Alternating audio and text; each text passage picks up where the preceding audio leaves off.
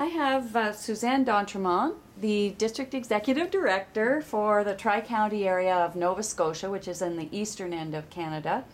And Susan's also has the dual responsibility of being the Chief of Practice for the eastern region. So thank you very much for taking time out of your busy day, Suzanne, to be with us. Suzanne, I think we talked a little bit about the results that you received both for your site and for the eastern region, and particularly for nursing in the eastern region. So when you saw those results, what did you actually do with them?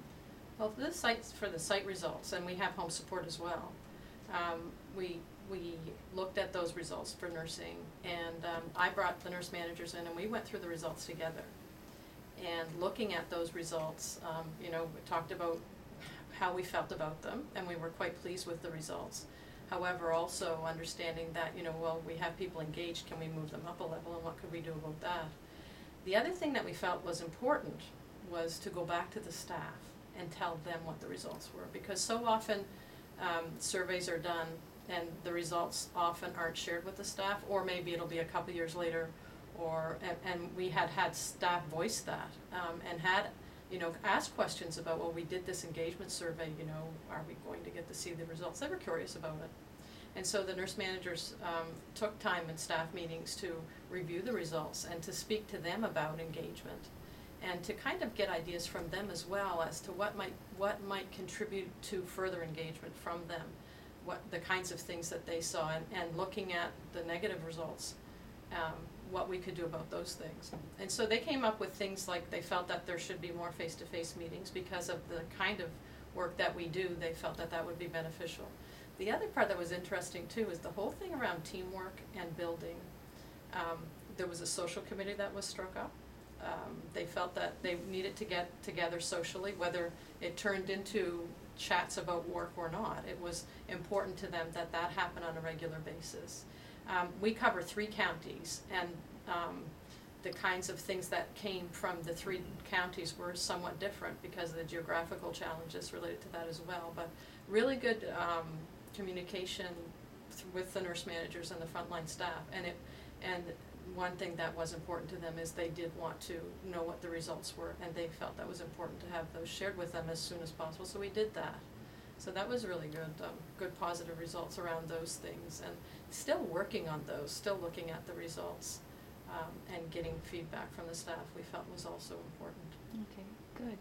There was some training that was delivered early this year, and it was the Take Action Guideline training, and you were there, and we had a lot of fun at it, and there was a lot of interaction there.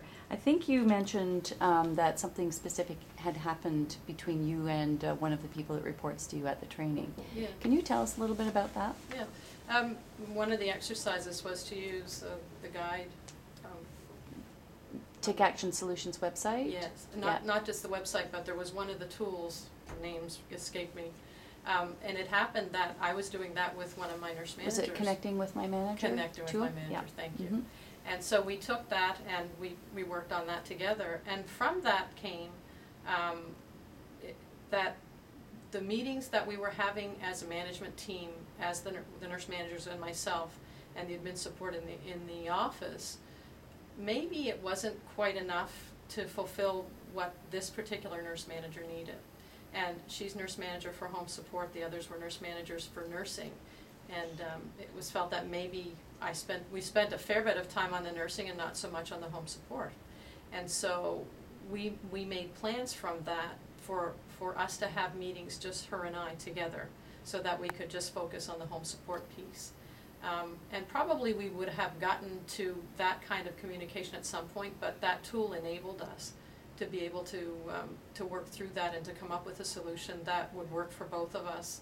And we've been doing that, meeting face to face. I go to her office, just the 2 of us, and we just look at things that are relative to what she is taking care of. So that coaching tool certainly was helpful in that case for us. That's terrific.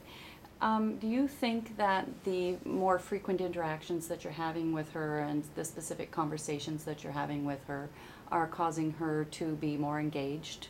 Absolutely. In her role? Yeah. And does that translate directly into actions that she's taking with her team. I really believe that. You know, if you have managers that are more engaged, certainly that will translate into the way that they interact with the frontline staff, and will certainly have some bearing in how engaged those folks are as well. You know. So do you see that translating into anything as it pertains to success in the site with clients, or, you know, even with staff satisfaction? Mm-hmm. Absolutely, yep.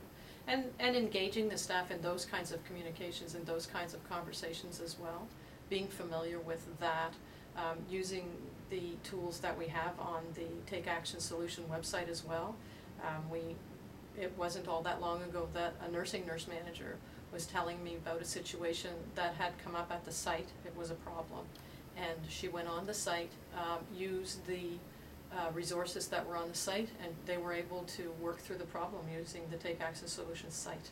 Great. Music to my ears. Thank you very much, Suzanne, You're for your welcome. time and for your high energy when it comes to building engagement in your staff. It shows. Thank you. Thank you. Thanks.